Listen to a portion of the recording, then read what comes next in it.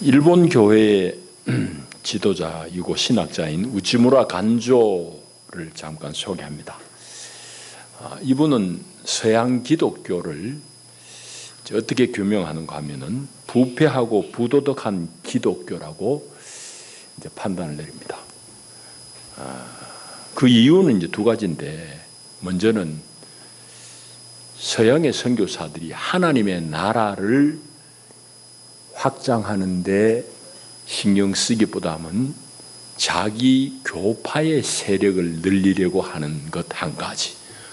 또 하나는 서양의 교회들이 문화적인 우월감을 가지고 일본 현지 문화를 무시한다는 그 자세 때문에 서양 기독교를 썩 그렇게 이제 좋게 보지 않습니다. 그래서 서양의 기독교는 비서구권 사람들에게는 적합하지 않다고 이제 거부했습니다. 그거는 자기 느낌이 아니고 이제 1884년에 미국 필라델피아로 신학 수업을 하러 유학을 갑니다. 필라델피아의 에트머스 신학교에서 신학 수업을 하면서 복음의 깊이가 점점 깊어지는데, 한편으로는 미국 사회에 나오면은 전혀 세속적인 사회, 또 하나는 기독교적인 도덕 규범이 맥을 못 추는 그 사회를 보고 회의를 가집니다. 이 미국 교회가 일본 교회에 선교할 자격이 있는가 하는 퀘스천이 드는 거죠. 그래서 그는 이제 귀국해가지고 일본 교회를 다시 관찰해 보니까 일본 교회는 이미 서구화되어 버린 겁니다. 그리고 조금 전에 얘기한 대로 하나님 나라보다는 당파적인 세력을 넓히는 그런 성격을 띠고 있다는 사실을 확인하고는 그 자신부터 미국식 기독교가 아닌 복음에 충실한 교회를 새로 시작하자고 났습니다. 그래가지고 이제 작은 무리가 모여가지고 삿포로 독립교회를 세웁니다. 이제 어디 교단에 속한 게 아니고 삿포로 독립교회를 세워요. 그 운동을 이제 시작하는데, 그 바깥에서 보기는 교회를 부인한다고 하니까 무교회주의자라고 그를 이제 칭했습니다. 근데 사실은 교회를 없애자는 사람이 아니에요. 교회를 새롭게 하자는 그런 이제 관점을 가지고 있었습니다.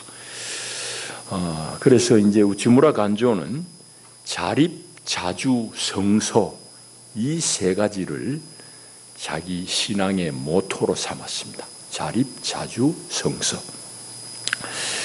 이제 우치무라 간조는 지금도 쭉 일본에 내려오고 있는 그런 좋은 흐름의 중심에 있습니다. 그런데 한국에도 우치무라 간조의 영향을 받은 분들이 꽤 있습니다. 저도 영향을 받지 않았다고 할 수는 없고, 우치무라 간조를 이제 흠모하는 사람 중에 대표적인 사람 몇 사람을 소개하자면 김교신 선생이 있습니다. 일제시대 때 성서조선을 발행해가지고 민중들을 깨운 그런 김교신 선생. 그것보다 조금 뒤에 함석헌 선생이 있습니다. 아시죠? 함석헌 선생. 그 밑에 또 두 분 소개하는데 이분들은 잘 알 겁니다. 부산에 이제 복음병원을 이제 책임졌던 장기려 박사. 알죠? 장기려 박사. 또 한 사람이 있습니다. 우리 가까이 있는 이 거창 고등학교를 재건했던 전영창 선생. 이런 분들이 다 이제 우치무라 간조의 제자입니다. 뭐 전영창 선생 같은 사람 직접 배운 건 아니에요. 강의는 한번 들었는데, 일본에서 유학 갔을 때에. 그 전영창 교장의 글을 보게 되면 자기에게 큰 영향을 끼친 두 사람을 얘기합니다. 한 사람은 도산 안창호, 또 한 사람은 우치무라 간조.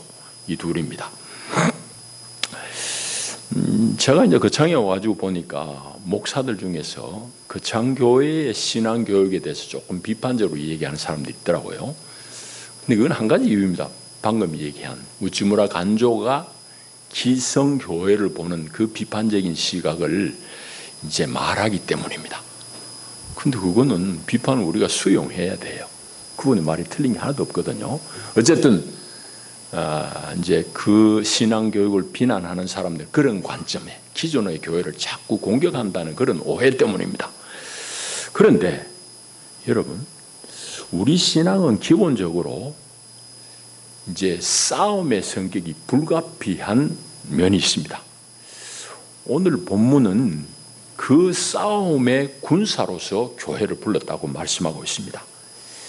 그러니까 깨어있는 성도, 의식이 있는 성도는 세상 풍조에 자기를 맡기고 그냥 떠내려가는 것이 결코 아닙니다. 그건 죽은 성도예요. 깨어있는 성도는 세상을 거스르게 되어 있습니다. 마치 죽은 물고기는 물에 떠내려가지만은 산 물고기는 물을 거스르는 것과 똑 마찬가지 이치입니다. 오늘은 이제 그 본문을 읽었습니다.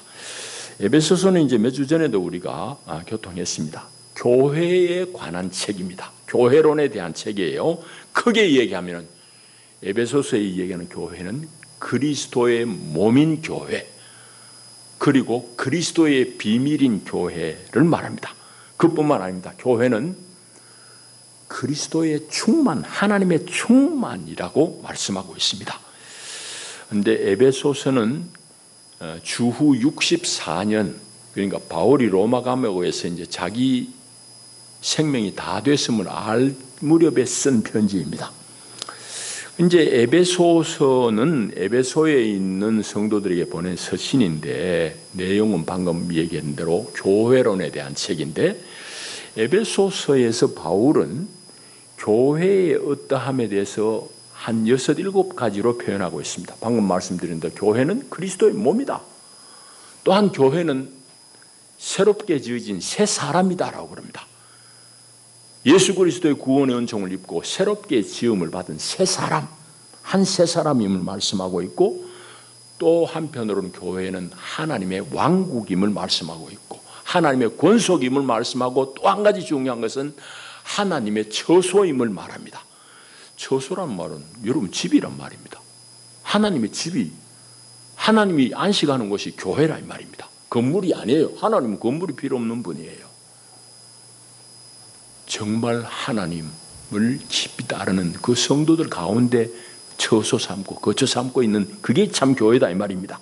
그렇게 쭉 얘기하고 또 이제 바로 앞에까지는 무슨 얘기인가 하면 교회는 신랑이신 예수 그리스도의 신부라고 말합니다. 거기까지가 이제 6장 9절까지 쭉 얘기고 마지막으로 교회는 예수 그리스도의 군사임을 말하고 있습니다. 오늘 그 부분을 읽은 거예요.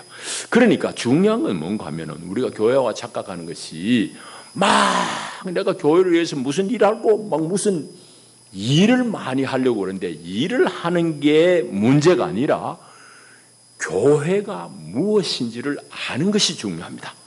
무엇인지를 알면은 자연히 거기에 따라서 사역이 나오게 되어 있습니다. 그걸 우리가 먼저 알아야 될 것입니다.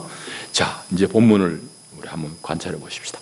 오늘 제일 먼저 시작하는 것이 끝으로라는 이 접속사입니다. 끝으로. 혹은 옛날 번역이 종말로 뭐 이렇게 돼 있고 마지막으로 뭐 이렇게 번역된 데 있습니다. 이 말은 무슨 말인가 하면은 바로 앞절까지는 하나님의 영원하신 목적인 이 교회를 세우기 위해서 교회가 어떤 모습이냐 그 긍정적인 방면에 대해서 쭉 얘기했습니다. 조금 전에 얘기한 대로 그리스도의 신부, 하나님의 처소, 그리스도의 몸 이런 거 쭉 얘기했는데 오늘 이제 마지막으로 끝으로 할 얘기가 있다 이 말입니다. 그건 뭔가 하면은 하나님의 원수인 마귀를 처단하기 처리하는 것과 관련되어진 사역을 말합니다. 그러니까 당연히 싸움이 일어나는 거죠. 그래서 이건 듣기에 조금 거북한 그런 내용을 말씀하고 있습니다. 한마디로 요약하자면은 교회는 그리스도의 군사로서 마땅히 마귀를 대적하고 서야 된다. 이게 교회의 근본임을 말씀하고 있습니다.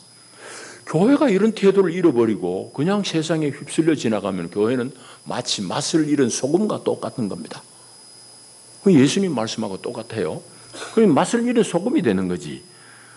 그러니까 있으나마나한 존재가 되어버린 교회가 오늘 마치 한국의 교회들이 그런 모습이 아닌지를 우리가 반성하면서 이 본문을 잘 읽어야 됩니다. 요한복음 2곳을 읽어드릴 텐데 이 말씀을 잘 읽어보면 오늘 교회가 어떤 모습인지에 대해서 예수님 말씀하는 게 분명합니다. 먼저는 요한복음 7장 7절, 이거는 예수님의 혈육의 형제들, 육체적인 형제들에게 예수님 말씀하시는 대목입니다. 7장 7절, 세상이 너희를 미워하지 아니하되, 내 동생 너희들을 세상은 안 미워하되 나는 미워하나니 이는 내가 세상의 일을 악하다고 증언함이라 했습니다. 여러분, 예수님이 세상에 그냥 흥하고 사신 분이 아니에요. 여러분 중에 나한테 질문하면 예수님이 뭐 그래 별나게 사셨냐고. 별나게 사셨어요. 예수님은 여기 그러잖아. 7장 7절에 세상의 일들을 악하다고 증언했기 때문에 세상이 나를 미워한다고 그래요. 뭐 악하다고 얘기한 걸 미주알 고주알 성경이 다 그걸 어떻게 써요. 그거 안 썼을 뿐이지. 심지어는 권력자들 향해서 독사 새끼들라고 이랬어요. 우리 좋은 말로 독사의 자식이라고 번역된 독사 새끼라 이 말입니다. 큰 욕을 해야 됩니다. 예수님이 얼마나 여러분들 이런 싸움에 분명한 분인지 몰라요. 그래, 육체의 형제들을 향해서 너희들은 미워하지 않지만 나는 미워하는데 그 이유는 내가 세상의 일들을 악하다고 말하기 때문이다 라고 말해요. 그게 7장 7절이고 또 요한복음 16장 33절에는 여기는 너희라는 말이 제자들을 향한 너희입니다. 제자를 향한 말이에요. 세상에서는 너희가 환난을 당하나 담대하라. 내가 세상을 이겨노라고 그럽니다. 나의 제자들인 너희들도 세상에서 환난을 당할 것이다. 그러나 담대해라. 내가 세상을 이겼다고 그럽니다. 이 두 말씀을 가만히 연결해서 읽어보게 되면 분명한 것은 세상에 대해서 아무 말 안 하는 것은 미움받을 일도 없지만은 그거는 참된 제자의 교회로서의 모습이 아니라는 얘기입니다. 그건 아셔야 됩니다. 자, 이제 본문을 본격적으로 한번 보시면은 이제 그래서 참된 군사가 된 그리스도의 교회는 이 세상에 아주 교묘한 악한 세력들과 싸우게 돼 있는데 이 전쟁에서 중요한 것은 피알을 식별하는 겁니다. 여러분 전쟁에 나가죠. 어느 놈이 적이고 어느 놈이 우리 편인지 알아야지. 우리 편 보고 총 쏴대면 큰일 날 일 아니에요. 피알을 식별하는 일이 제일 중요하고 먼저 해야 될 일입니다. 그래서 12절에 피알 식별에 대한 말씀입니다. 먼저는 뭐가 우리 싸움의 상대가 아니다. 혈과 육을 가진 사람은 우리 상대가 아니다 이 말입니다. 혈과 육을 상대하는 게 아니라고 그랬습니다. 이게 사람을 말하는 겁니다. 그래서 이제 서양에서는 이런 전통이 강하니까 우리 흔히 듣는 격언대로 죄는 미워하되 사람은 미워하지 말란 말이 그 말입니다. 그 사람이 죄를 짓게 한 그 본질 죄성을 우리가 미워하지만은 그 사람은 사랑해라 이 말이에요. 이제 그런 게 다 이런 데서 이제 나온 말입니다. 그런데 우리의 적은 뭐냐? 뒤에 이어집니다. 통치자들, 권세자들, 이 어둠의 세상 주관자들, 또 하늘에 있는 악의 영들을 대적해야 된다 말합니다. 여러분 여기서 특별히 눈에 확 들어오는 건 뭡니까? 어둠이라는 단어, 어둠의 세상 주관자, 또 하나는 하늘에 있는 악의 영들이라는 말씀입니다. 여러분 이걸 잘 읽어봐야 되는데 이 어둠의 세력이라고 하고 하늘에 있는 세력이라고 말씀하고 있습니다. 이 부분을 우리가 살펴봐야 될 텐데 왜 이 악한 세력들을 어둠의 세력이라고 그럴까? 요한복음은 예수님이 세상에 빛으로 왔다고 그러잖아요. 그러니까 예수님과 대적한다는 말일 텐데 또 한편으로 어둠의 세상 주관자라고 얘기하는 또 한 가지의 이유는 이 악의 세력들이 대단히 교묘하게 자기를 은폐하고 있다는 사실을 말하고 있습니다. 세상에 잘 드러나진 않아요. 악한 게 다 선을 가장하기 때문에. 그래서 구별이 쉽지 않다 이 말입니다. 그래서 어둠의 세력은 식별하기가 결코 쉽지 않아요. 그러니까 우리가 싸움을 걸 상대를 찾기도 참 쉽지는 않습니다. 고린도 후서 11장 14절에 보면은 사탄도 자기를 광명의 천사로 가장하나니라는 말씀입니다. 사탄이 여러분 막 입에 피를 머금고 우리한테 달라들면 누가 속겠어요? 광명의 천사로 가장하니까 속아 넘어간다 이 말입니다. 이와 같이 악의 세력은 어둠의 세력이에요. 자신을 은폐하고 있다 이 말이죠. 그러니까 오늘 우리가 그걸 구별해내는 일이 결코 쉬운 일이 아닙니다. 그런데 오늘날 어둠의 세력이 어디에 어떻게 숨어서 활동하는지를 살펴야 됩니다. 그래야지 우리가 싸움에 내용, 싸움의 적을 우리가 타겟을 정할 거 아닙니까? 그런데 방금 얘기한 대로 이게 대단히 교묘해 숨어 있는 거예요. 그래서 11절에도 보면 마귀의 간계를 능히 대적하기 위해서, 마귀의 계략을 대적하기 위해서라고 쓰고 있는 이유도 바로 거기에 있습니다. 마귀는 아주 교묘하게 자신을 위장하고 어둠 속에 감춰져 있기 때문에 계략을 꾸미고 있는 거예요. 드러나지 않는 거예요. 근데 실질적으로 우리가 보게 되면은 세상 가운데 다 선하거나 다 악하거나 이런 데가 없어요. 조직이든지 사람이든지 선과 악이 뒤섞여 있습니다. 그러니까 우리가 그걸 구별해내고 싸운다는 것은 대단히 힘든 일이고 어려운 일입니다. 제가 앞에 우찌무라 간조 얘기를 길게 소개해야 하고 있는 이유도 바로 거기에 있습니다. 이분은 본래 예수 안 믿는 사람이에요. 근데 미국의 선교사가 세운 삿포로 농가대학에 진학해가지고 드디어 예수 믿기 시작하는데, 예수 믿고 성경을 알게 되니까 또 미국 유학 가서 공부해보니까 자기에게 복음을 전해준 미국 교회의 허구를 본 겁니다. 허상을 본 거예요. 그래서 참된 교회는 이게 아니구나 하는 걸 알게 된 거예요.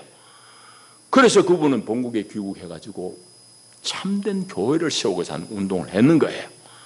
이 정직한 복음이 가르쳐지고 선포될 때 거기서 많은 제자가 길러지고 세상 곳곳에 포진하게 됩니다.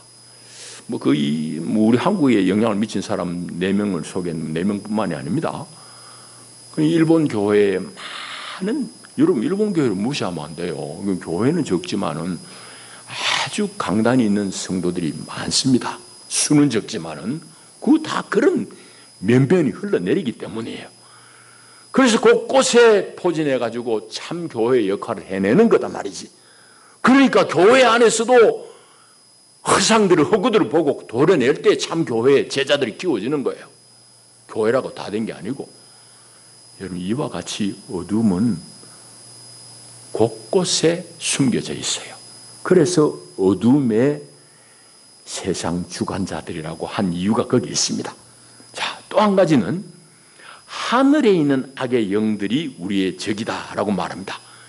하늘에 있다는 말은 땅에 없다는 말일까요? 그 말이 아니에요. 하늘에 있다는 말은 이 악한 세력들이 아주 광범위하게 그리고 압도적으로 존재한다 이 말입니다. 그래서 하늘에 있는 악의 영들이라고 썼어요. 바울 당시에 바울을 음습하고 기독교회를 박해하는 이런 악의 세력들, 하늘에 있는 광범위한 세력들이 뭐겠습니까? 2가지로 얘기할 수 있죠. 끊임없이 서신서에 나오는 대로 바울이 세운 교회를 억압하는 유대 종교가 있습니다. 종교적으로는 유대교예요. 어마어마한 세력을 가지고 있어요. 유대인들 다 거기 있으니까 돈도 어마어마한 게 많고, 그런 유대교의 엄혹한 세력들, 그게 하늘에 있는 악의 영들이라고 얘기하는 거예요. 실제예요. 또 한 가지가 있습니다. 그건 뭡니까?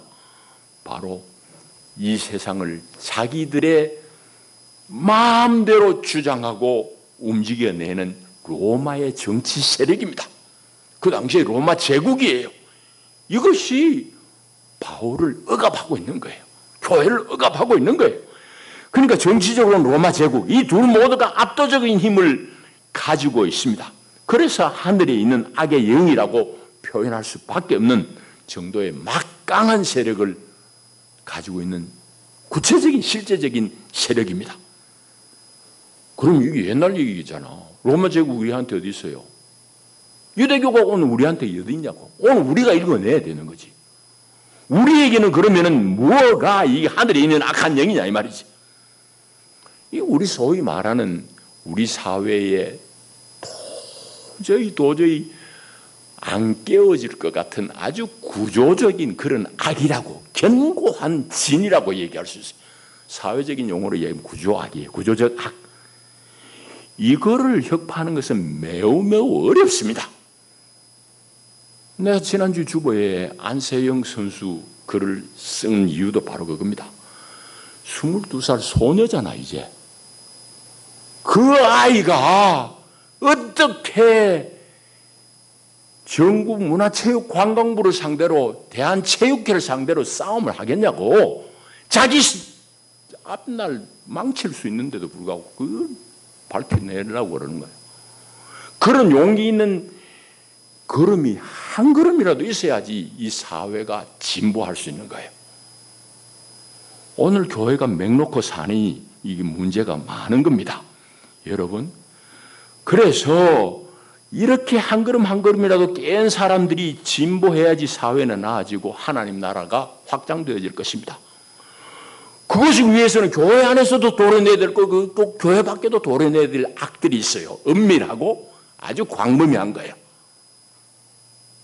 이걸 알아내야 되는 거예요. 알아내야. 자, 좀 이따 살펴보겠지만 이런 것들을 구별하라고 성경이 말씀하고 있어요. 우리는 맥놓고 사는 거지. 예수 믿고 복 받고 주고 천당 가는 것만 생각하고 있는 거예요. 세상에 관심도 없고 세상 얘기, 교회가 와 세상 얘기하노 이러고 앉은 거예요. 그러니 교회가 있으나 만한 거지. 세상에 젊은 아들이 다 떠난 건 뭐예요? 교회? 여러분 미안하지만은 제가 신대원 다닐 때만 해도 소위 말하는 스카이 출신들이 여러분 우리 동기 한 200여 명 중에서 한 7, 80명 됐습니다. 지금 안 옵니다. 총장이 한 말이 있어요. 똑똑한 친구들이 교회를 통해서 세상을 바꾸려고 희망이 있을 때는 왔는데 지금 안 온다. 그게 오늘 교회의 현실이에요. 왜? 복음이 다 와전된 거야. 예수 믿고 내 잘 되는 것만 신경 쓰고 세상 얘기, 그 교회 왜 그런 얘기 하냐고 이러고 앉은 거야. 정신 다 나가고 있는, 정신줄 놓고 있는. 자, 그런데 오늘 우리의 얘기를 더 해야 됩니다. 이 모든 어둠의 하늘에 있는 악의 영들의 본질이 뭘까? 제가 관찰한 대로는 이 모든 광범위한 구조적인 악의 배후에는 뭐가 있냐? 예수님 말씀입니다. 만몬이 있습니다. 돈이 있다 이 말입니다. 예수님이 한 종이 두 주인 못 섬기지? 너희들도 하나님과 재물을 겸하여 섬길 수 없느니라고 그래서 재물이라고 번역된 말 만몬, 우상의 이름이기도 한 거예요. 하나님과 재물을 겸하여 섬길 수 없는데 교회는 오늘 재물을 섬기고 있습니다. 세상도 재물을 따라가게 되어 있습니다. 모든 게 돈으로 돌아가는 세상입니다. 이게 오늘 우리의 현실이에요. 그걸 규명해내야 되는 거죠. 그래서 자본을 숭배하는 자본주의야말로 오늘 모든 악한 영의 실체가 되는 거예요. 이 구조 속에서 사는 이상 개인은 너무너무 무력할 수밖에 없습니다. 이것도 고민한 사람이 있긴 있어요. 우리 윤리학을 가르치는 선생도 있지만은 미국의 기독교 윤리학자 라이놀 니버라는 목사가 쓴 책이 있어요. 도덕적 인간, 비도덕적 사회. 아니 미국 사람들이 교회에 와서는 다 도덕적이야. 개인으로는. 사회 나가서는 비도덕적 사회에서 다 같이 흡슬려 사는 게 도대체 무슨 문제냐? 그걸 나름대로 고민하면서 쓴 책이 바로 그 책입니다. 오늘 우리 얘기 똑같지?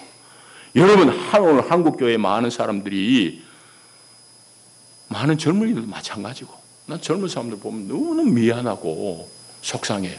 왜? 내 클 때보다 훨씬 어려워. 지금 사는 게 먹는 게 어렵다는 얘기 아니야. 나는 사실 클 때 좀 배고르면서 그랬거든. 우리 때 다 그랬어요. 아니 도시락에 계란 후라이 하나 얹어오면 이건 1등이야. 여러분 지금 계란 후라이가 뭐 발에 차이는 게 계란이지. 제 클 때는 그랬다고. 내가 못 산 집도 아니야. 그래도 그랬다고. 어쨌든 우리는 다 가난한 시절을 살았는데도 나는 지금 청년 세대를 보면 미안하고 아주 안타깝고 그래요. 왜?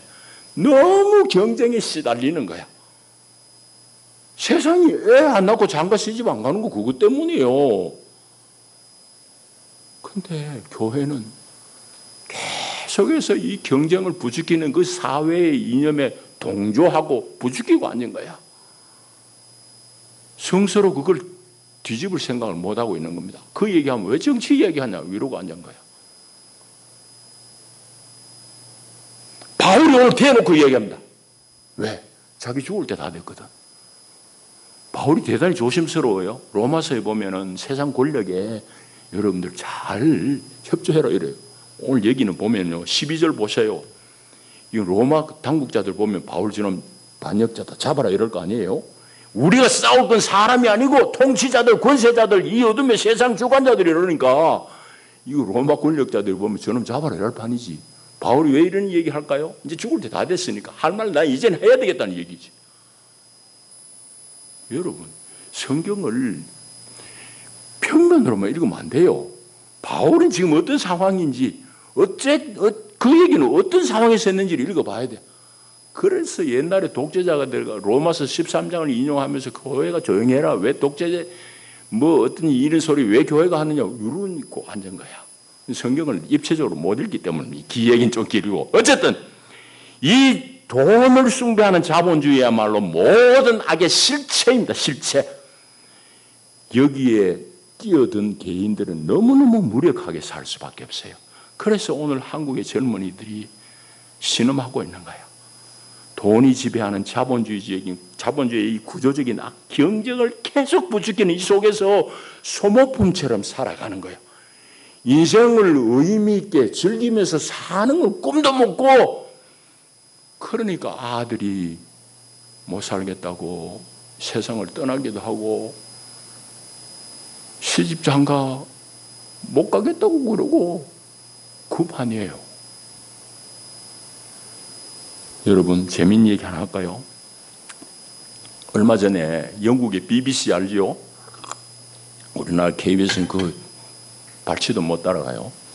BBC가 세계를 움직인 철학자 10명을 발표했어요. 10등부터 1등까지. 저 밑에 여러분 모르는 이름 놔두고 아리스토텔레스, 플라톤, 소크라테스 쭉 있어요. 꽤 높은 순위에 니체가 나옵니다. 자, 이런 이름들은 우리 들어봤는데 난 동양 철학자 없는 게 조금 서운하긴 한데 하여튼 1등이 누구냐? 1위, 세계에 제일 영향을 끼친 철학자 1위. 여러분 들으면 자빠져. 한국교회 들으면 다 자빠져요. 칼 막스입니다. 칼 막스는 누구예요? 자본론을 쓰고 사회주의, 공산주의의 이론적인 바탕을 깐 사람이에요. 그 사람이 자본론을 쓴 건 한 가지 이유입니다.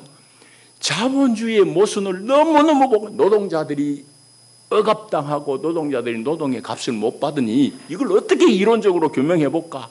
해결해볼까? 애를 쓰고 쓴 책이 자본론이야. 우리나라 교회는 읽어보도 안 하고 빨갱이 이 소리만 하고 앉은 거야. 그런데 영국에서는 지금 현재 21세기 지금 영국이 최고의 철학자로 칼 막스를 뽑았다는 얘기 무슨 얘기예요? 오늘 주보 일면에 그거 때문에 쓴 거야. 영국 사회가 지금 다 무너지고 있는 거야. 자본주의의 첨단을 겪는 영국이 이제 자본주의라는 이 열차에서 이 차에서 뛰어내릴 수도 없어. 내리면 죽을 것 같으니까. 그런데 그 차 타고 있어도 전혀 행복하지 않아. 영국 사회가 지금 그래 무너지고 있다고. 애들 4분의 1이 굶고 있다니까. 그런 사회가 지금 영국 사회예요. 그러니까 이 지금 현재 영국 사람들이 최고로 뽑은 철학자 칼 막스라고. 그러니까 이게 뭐예요? 자본주의를 버릴 수도 없고 그 자본주의에 올라탄 영국 시민들의 뭐라 그럴까? 하여튼 애원이지 애원. 슬픔의 단원이 거기 나와 있는 거야.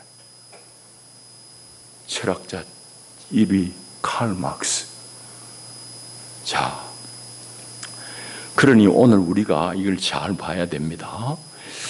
자, 이래서 세상은 이렇게 교묘하게 악의 세력들이 하늘에 있는 것 같이 이렇게 엄습하고 있는데 이걸 우리 교회가 어떻게 싸워내야 될 것인가 하는 얘기입니다.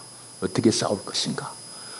그거는 자세한 건 여러분 다 들었고 요약하자면은 하나님이 주시는 완전 무장을 해라 이 말입니다. 하나님의 완전 무장입니다.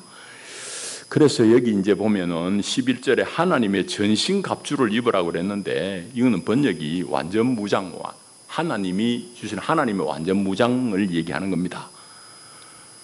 이런 어렵고 교묘한 상황 속에서 교회는 어떻게 싸우면서 어떻게 살아야 될까요? 우리가 싸워서 이길 수 있을까요? 악한 이 세력들하고. 여러분, 이게 너무너무 어렵고 힘든 일이에요. 그러니 적당하게 무장해서는 안 되고 하나님이 주시는 완전 무장을 해라 이 말입니다. 자, 그래서 두 가지를 말씀드리겠습니다. 17절, 18절인데 앞에 있는 여러 가지 놔두고 성령의 검 곧 하나님의 말씀을 가지라. 우치무라 간조가 성서 했잖아요. 하나님의 말씀을 제대로 읽어내야 돼요. 하나님 말씀 제대로 읽어야 돼. 그것이 우리의 검이 되는 것이고 또 한 가지가 있습니다. 그거는 바로 다음에 이어집니다. 모든 기도와 간구를 하되 항상 성령 안에서 기도하고. 여러분 대한민국 교인들만큼 기도 많이 하는 교회가 어디 있어요? 꽤 기도하는데 뭐고 헛방이지. 왜? 영 안에서 기도함이 없어요. 지 마음대로 기도하는 거지. 주시옵소서 주시옵소서 이러고 앉아. 성령 안에서 기도하고 성령의 인도를 쫓아서 성령이 주시는 마음을 얻어서 기도해라 이 말이지. 그리고 더 뒤에 또 설명합니다. 그 일을 위해서 깨어 구하기를 항상 힘쓰라. 힘 안 쓰면 안 된다는 얘기지. 뭘 기도해라? 깨어 구하기를. 깨어 말은 be alert 영어로는 주의해서 분별해서 이 말입니다. 뭘 네가 적으로 타겟을 삼느냐, 뭘 기도해야 되느냐 분별하면서 간구해라 이 말이에요. 그냥 주시옵소서가 아니라는 얘기지. 여러분 이와 같이 주의하며 분별하며 구하라는 거예요. 그러니까 악의 세력이 교묘하게 어둠 속에 감춰져 있고 아주 억압하는 그런 아주 무시무시한 세력이니까 이 악의 세력을, 세상을 잘 관찰하면서 구하라는 얘기입니다. 그리할 때에야 비로소 교회가 그리스도의 군사로서 제대로 기능해낸다 이 말입니다. 조금 전에 얘기했잖아요. 여러분 돈이 다 이게 지금 세상과 교회를 조정하고 있습니다. 우리 교단 부끄러워서 내 말도 못하지만은 여러분 양심 있는 목사들은 다 총회장 그거 안 된다고 그랬어요. 하면 안 된다고. 그런데 꾸역꾸역 민놈이 있어요. 그 세력들이 다 명땡 교회 그 일파들이에요. 그 교회들이 교회 안에서만 해. 세상에서도 다 돈으로 움직여. 그러니까 내 관찰이 틀렸냐고요. 예수님의 말씀이 정확한 거지. 교회 안에서 만몬이 그냥 숭배되는 겁니다. 아, 예수 믿으면 잘 됩니다. 부자 됩니다. 그 사람은 모이는데 뭐냐고 도대체. 아무런 영향이 없잖아. 교회가 어둠의 세력을 구별하지 못하기 때문에. 이제 말씀을 했습니다. 바울은 지금 이 편지를 쓸 때 주후 64년쯤 됩니다. 옥에 갇힌 몸입니다. 이제는 자기 삶이 다 끝나가는 것을 직감하고 있는 때입니다. 그러니까 아주 담대한 거지. 조금 전에 얘기했듯 12절 말씀 보세요. 다른 데 이런 얘기 없어. 근데 이제 대놓고 죽을 판이니까 할 소리 막 하는 거야. 그리고 우리는 그냥 혈과 육을 가진 사람 상대가 아니라 세상의 주관자들, 세상의 어둠의 통치자들이다. 하늘에 있는 악의 영들이다. 대놓고 얘기하는 거야. 그러니까 로마 당국자들이 보면 이 대단히 기분 나쁜 말씀이지만 바울이 이제 드디어 쓰는 거야. 이제는 말할 수 있다. 나 어차피 죽을 때인데 이러고 있는 거예요. 여러분 오늘 교회 마찬가지입니다. 안팎을 잘 관찰해야 됩니다. 참으로 어둠의 세력은 온 하늘을 뒤덮고 있는 것처럼 우리를 엄습하고 있습니다. 정신 바짝 차려야 됩니다. 예수 그리스도의 승리는 십자가에서 이미 성취가 됐습니다. 그분이 다시 오실 때까지 교회는 그리스도의 군사로서 세상의 곰팡이처럼 엄습한 곳에 번지고 있는 이 악의 실체들을 맞서서 그들을 싸워내야 됩니다. 그것이 바로 하나님의 나라를 앞당기는 길입니다. 이 일 앞에 다 헌신하는 여러분들이 되기를 축복합니다. 기도합니다. 주님 감사합니다. 사랑합니다. 오늘도 우리를 도우셨습니다. 주의 교회 그리스도의 군사입니다. 군사로서 잘 무장하고 어둠의 악한 영들을 하늘에 있는 이 엄혹한 세력들을 잘 대적하는 교회가 되게 하여 주시고 우리 눈이 어서서 깨어 간구하게 하옵소서. 예수님 이름으로 기도하옵나이다. 아멘.